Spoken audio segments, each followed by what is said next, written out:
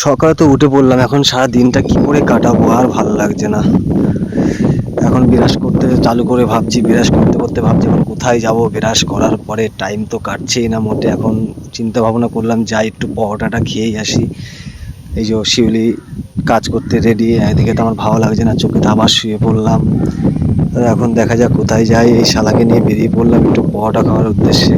দেখতেই পাচ্ছ, আর যেখান থেকে যাচ্ছে মনে হচ্ছে মানে দীঘার রোড, ঠিক আছে।